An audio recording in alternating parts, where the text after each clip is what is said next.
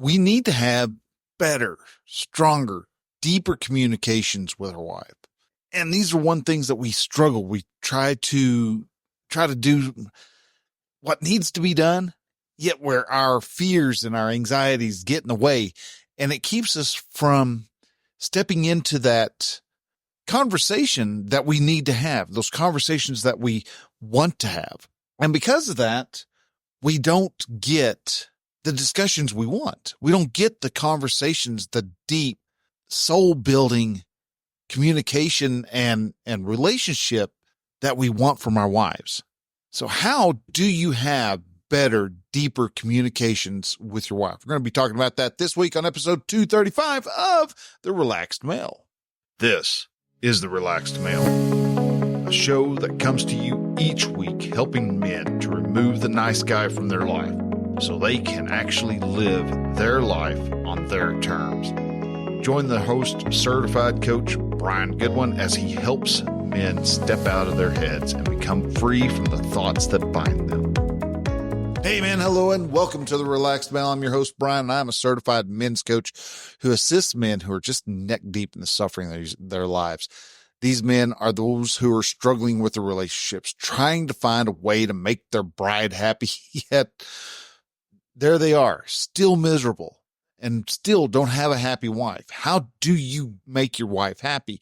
How do you have a marriage that is full of love, peace, harmony, sex even, and more?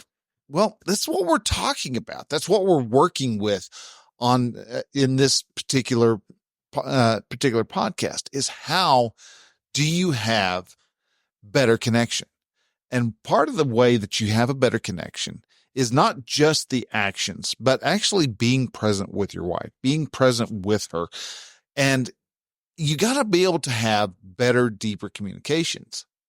And it's more than just going up to her and just doing a emotional dump on her. All right. Just laying all your emotions out on her and all this doesn't work, because all you're going to do is you're first going to overwhelm her, because she's not meant to take all your negative energy. Because men, we have a specific direction that we need to go. That direction is that we start with, we take all the negative energy from our family, from our kids, from our wife, all the negative happenings in their world. They come to us. They bring us their problems. And then we go and with our interaction with other men, thanks to the wonderful energy of masculinity, we start transforming and converting that negative information, that negative thoughts, those negative actions and feelings. We convert those back into hope and strength that we bring back to our family. And so we have this little conveyor belt, this little circle of life, if you will. And so many times we come up to our wife and it's like, oh, how's your day? And we just, because we've been told by people who don't trust masculinity as it is and thinks that everybody has to be feminine, automatically says, well, you need to tell your wife everything, all your emotional problems, spill your emotions to her. No, because she's not set to bring those emotions, bring all those heavy emotions. And all you'll do is, like I said, overwhelm her. She will lose the respect that she has for you, because you're not being respectful. When you come and you become vulnerable, she's going to see you as being weaker. Now, it doesn't mean that you don't share your emotions with your wife. If she asks, it's like, so what do you think about this? Well, I think it's a bad idea. I personally, it feels wrong. It feels off. It feels dangerous. You know, those are the types of times that you share. When she asks for what you're feeling, then give it to her. But before then, no. So why do we want to even have stronger connections? Well, there's a lot of really good ones, but the main one is better conflict resolution. When you can have a discussion and that discussion be a type of conflict, and you can resolve it without one running away or run in the opposite direction, or both of y'all running away, or both of y'all sitting there becoming anxiously attached to each other, you can have a better connection. But the problem is a lot of times one will have a discussion. One will come in going, hey, we need to talk about this. And the other one goes, all right, well, I'm not going to do this. I am not comfortable having this discussion. I can already tell that she's pissed off, or she's going to go, I can already tell he's pissed off. And so let's get this beating over with so I can get on with my day. And a lot of times that's what they're going to look at it as. Is this just going to be some type of verbal beat down? And there's not going to be anything taken care of because, one, she's not engaged. If you're coming at her with a problem and she is becoming avoidant, she's not going to be engaged in the discussion. She's just say what I can to get him done so we can go on. I've often been the anxious avoidant one, and the wife comes, well, you need to talk about something. All right. Yeah. Okay. Sure. And just say whatever I could to get her to just shut up so I could go on about my day. So I didn't have to mess with her overwhelming emotions. And this happens to a lot of us men. And sadly, a lot of the women too, they have the same issues. A lot of us are anxious avoidant when it comes to conflict.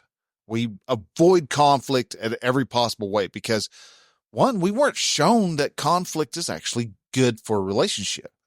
And it is. That's the weird part.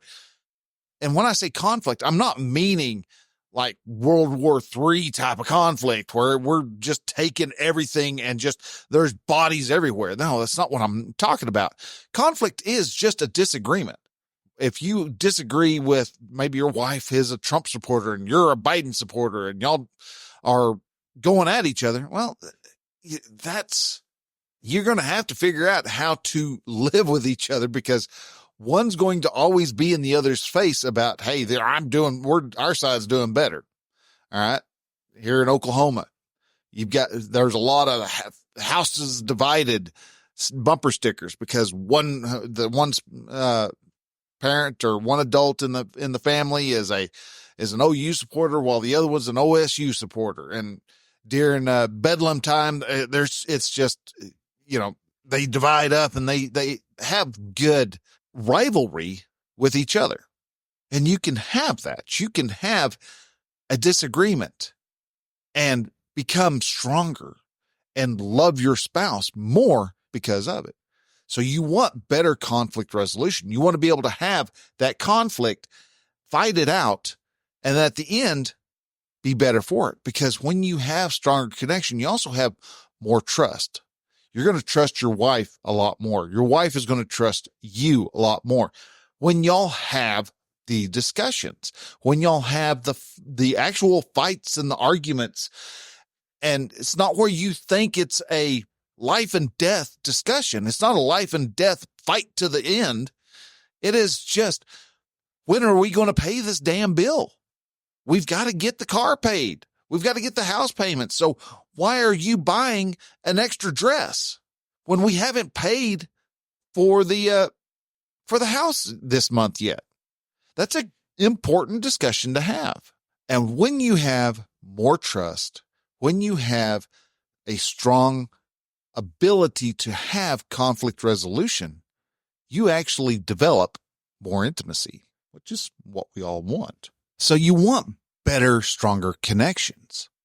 So when I say a better connection, what am I meaning?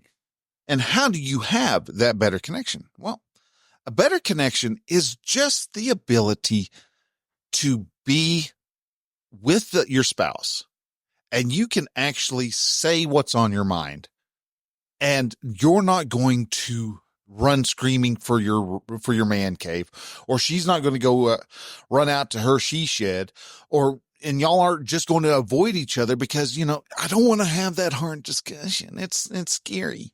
Well, that's why you don't have the sex that you're having. That's why you don't have the relationship that is full of peace, love, and harmony. And that's because what takes a better connection is, first, you got to understand these conflicts aren't personal. Her saying that you chose a bad house is just her thought about what the house is. I hate this house. Don't take that personally. That is just her thought. That has nothing to do with you. That just has everything to do with her house, the house. All right. She doesn't like the house. She said she doesn't like the house. All right, fine. The house is not liked by her. You may love it. The kids may love it. Everyone else around may love it, but she doesn't. And that's fine. You don't have to make it a battle to the death just because she doesn't like something. And that's the other thing you want to know is it's not a life and death struggle when you have a disagreement. She doesn't agree with something. Okay, she doesn't agree with it. You don't agree with something. Okay, that doesn't mean that that you're automatically kicked out of the tribe. No, you just have a disagreement. Just because you and him don't see eye to eye again doesn't mean it's time for a divorce. And that's the problem a lot of people have is they go, well, he's not making me happy. He can't make you happy. You can't even make yourself happy. So how is he supposed to make you happy? Well, my wife doesn't make me happy. Again, rinse and repeat, man. You can't even make yourself happy. So how is your wife supposed to make you happy? How are those children of yours who are just trying to figure life out supposed to be making you happy? It's not their responsibility for your emotional management. It's not life and death. And so stop trying to manage the other person's life. Stop trying to manage their emotions more specifically. When you are managing the other person's emotions, that's where the manipulation comes in. When you're manipulating somebody, you're taking all those little romantic connections, all those physical intimacy connections, all the trust, and you're just wrenching it apart. You're just tearing it, ripping it into pieces. That's why us nice guys are not nice guys. A nice guy and an ass and a jerk are two sides of the same asshole. You have to stop going, well, she's going to get mad if I do this. Okay, she's going to get mad. Why are you managing her emotions? Well, if I don't go off and do this, she's not ever going to have sex with me again. Well, first off, you don't know that. You're not a prognosticator. You do not see in the future, though you like to think you do. And yeah, she may be pissed off at you enough to where she doesn't actually go off and have sex with you for the next couple weeks. But I'll let you in a little secret. You're going to live. Mr. Happy's not going to fall off. Your berries ain't going to shrivel up into raisins. You're going to be fine with a couple of weeks of no nookie. And as a matter of fact, it might do you good to go a couple of weeks without nookie. Go through that experience of not having it. Experience the boredom of not having that sex. And find out that you're actually a lot stronger than you think you are. Let your spouse have her emotions. Let yourself have your own emotions. Stop trying to manage everybody else's feelings and you'll be better off. The other thing is, it's okay if you get upset. She says something that gets you riled up. Okay, fine. So what? Well, I'm mad. Okay, fine. Be mad. I'm embarrassed. Okay, fine. Be embarrassed. It doesn't mean anything. Nobody else is going to feel those emotions except for you. Allow those emotions to happen. Stop trying to resist the feeling of being upset. Now, does that mean you fly into a rage? No, that's you acting in accordance to an emotion. It feels stronger to be angry and stomp around and throw a hissy fit. And the key word is it feels better to, as opposed to what? It feels better than to be embarrassed. Well, maybe you want to be embarrassed. Maybe you should be embarrassed. Maybe being embarrassed is actually going to benefit you by seeing that being embarrassed is nothing. All right. It is just a vibration you felt throughout your body. And know that while y'all are arguing with each other, this is going to blow your mind.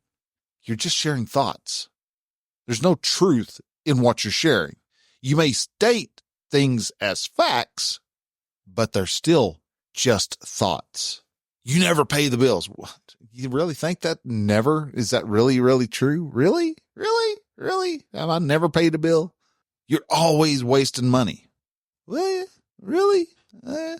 You're always coming home drunk. Really? You hear people accuse you and say you're always. That's a thought. That's all that is. It's not anything personal. That's just what they're thinking. Well, she shouldn't be thinking. You have no control over what the other person's thinking. So stop, step back, breathe, then work on the 4 pillars of effective communication. Know that what she's saying, she's not saying it to get your goat. All right. She's not out there. She didn't wake up this morning to say, I'm going to make his life hell today. It's just at the moment, it feels very life and death to her. And so she's fighting back. She's acting like she's taking everything you've said very personally. And so she's lashing back. You've said some stuff that she agrees with. She may not want to fess up that she agrees with it, but she agrees with it. And it pisses her off that you got that close to it. So how to communicate and build a better communication level with your spouse is first. You might need to do a 5x5 if things are gotten really heated and, oh my gosh, the pressure's gotten insane. Maybe you need to go, hold up. I'm going to step away for a bit.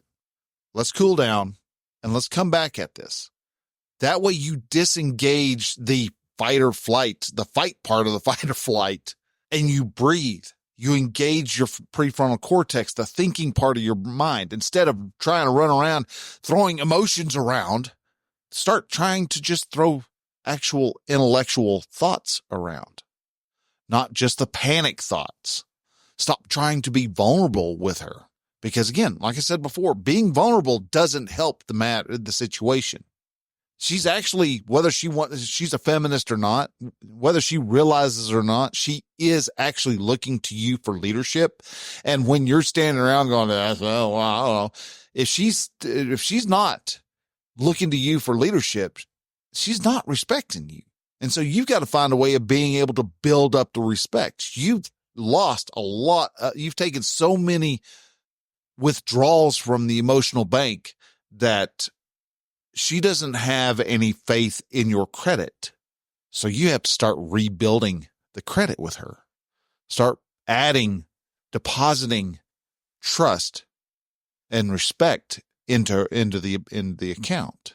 If she asks how you feel, like I said before, if she asks how you feel, tell her how you feel about the topic at hand. Don't just sit there and verbally and emotionally vomit all over her. You're going to wear her out. You're going to frustrate her, and you're going to make things worse. So how do you have these better connections? When you realize that it's not personal, it's not a life and death struggle, you're not managing each other's emotions. You have no problem with you being upset. You can sit in your own emotions and be okay with it.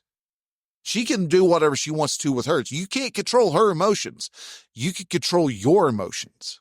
You understand that your spouse and you, when y'all are talking rather loudly at times, y'all are just sharing really loud thoughts with each other. So to build that better connection, you step back, breathe, and you start asking questions.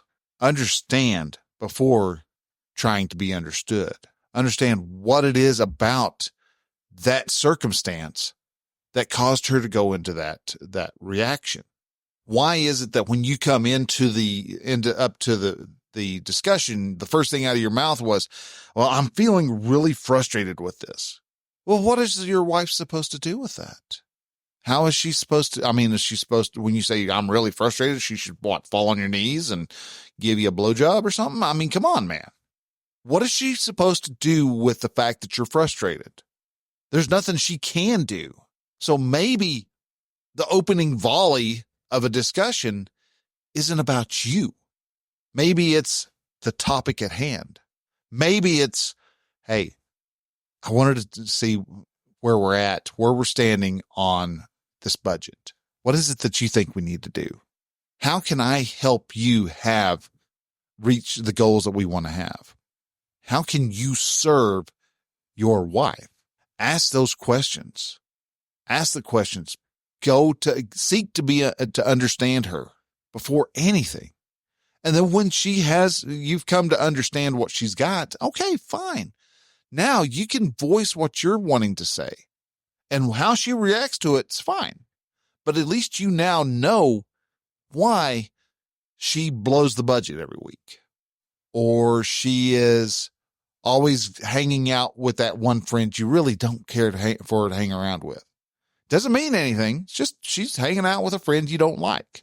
Same as you hang around with friends she doesn't like. But at the same time, y'all are having those discussions. You're coming to understand. You're letting her be heard. And she's going to start letting you be heard because you're leading by example. You have to take the reins of leader, not rip them out, but you have to take the reins of leadership. You are the man of the house. You are the leader, not the ogre, not the tyrant. You're the husband. You're the dad. You're the leader. Leaders help everyone in the team reach their ultimate potential. Bosses stomp around and get pissed because someone's not doing it the way they think they ought to be done. How do you have better connections? You listen. You're present. You're not dismissing. You have better connections by actually talking, sharing your thoughts, and accepting that they can take your thoughts and do with them whatever they want. It's not a dig against you again. I want you to have, I think we need to be having sex twice a week. Okay. You said it. She can take that manual and make it mean something completely different. She could take that manual and go, yeah. Well, Wednesday, I know that Wednesday nookie time is what he wants, but I got things to do Thursday morning. I can't be doing that. We can have thoughts. We can have ideas. And that is one of the means of us being able to grow and to become better is when we actually have these discussions with our spouse. Have those discussions. Don't shy away from them.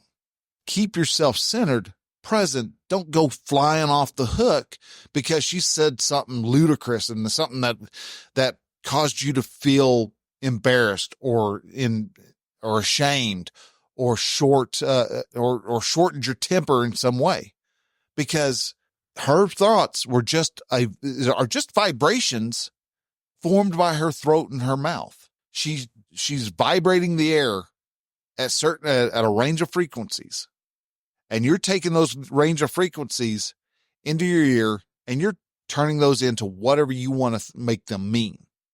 Is that what she meant them to mean? Probably not.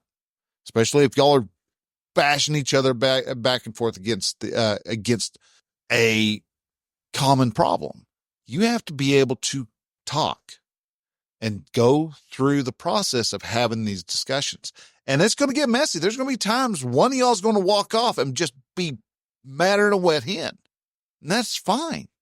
Let them process it. You don't have to come up to them here 5 minutes later and go, you still mad at me? Yes, I am. Fuck off. Sorry. We have the ability to connect by seeing our spouse as the human being human. And when you allow your spouse, your beautiful wife, to be the human being that she is, you will find that your life becomes better.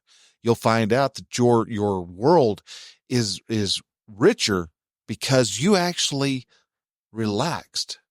You weren't sweating all those random emotions that were running around inside of you.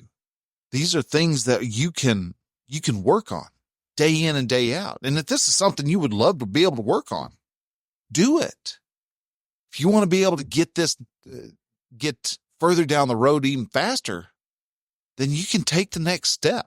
The next step is going to relaxedmale.com/lovebirds and seeing how we can work together.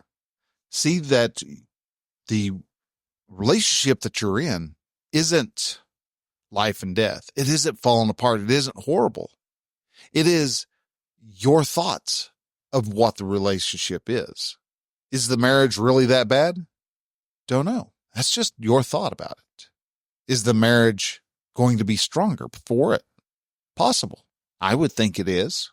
The more you try and the more you work with your wife, the more the more respect and trust you build in her, then yeah, you're going to have a better marriage. You're going to have a marriage where she actually laughs at your dumb jokes. You're going to have those times when she actually has that little twinkle in her eye and it's like, hey, we got 30 minutes before the kids show up. Why don't we slip in the bedroom for a few moments?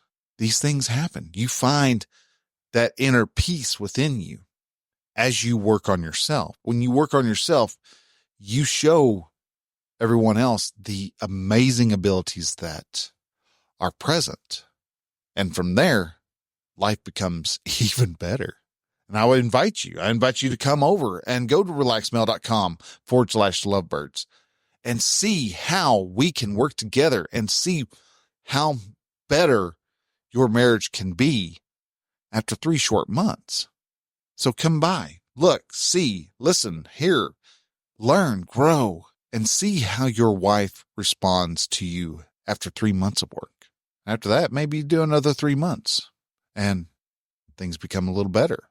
All you have to do is actually take the time to try. So guys, I want to say thank you very much for listening. If there was anything on here that resonated with you, please take this podcast episode and share it with your friends, share it with the guys in your life and let them know, hey, if you know a guy who is just struggling in his marriage, he's got this girl who at one time he swore was just the most amazing woman. And all of a sudden she's just this bitch who's just causing all these problems, making his life miserable. Maybe we can change that around. Maybe we could find a way to help. All you have to do is share it out on Facebook or on Twitter or on Instagram. Take a screenshot, post it up on Instagram and tell people why it is. And then tag me in it. You go to tag. I'm over on Facebook, The Relaxed Male, all together one word. Relaxed Male over on Instagram, Relaxed Male on Twitter, X, whatever. I'm on most of the popular places, and some places like Storyfire that I'm just now getting on there, and I'm just figuring it out and trying things out. And it's kind of a neat little place, but I'm around. You can find me if you look. I try to get as many of the areas covered as I possibly can, knowing that it's impossible, but you can throw stuff up on Mastodon and I'll see it.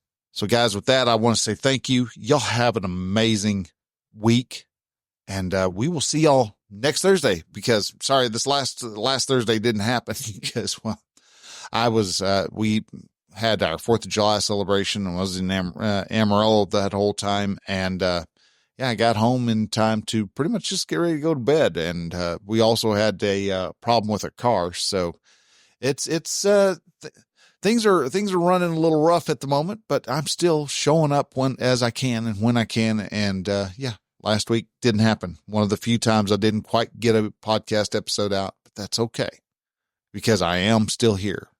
I still got a blog post out and I'm getting, we're getting this podcast out. And, things are going good. So guys, with that, I want to say thanks so very much for listening.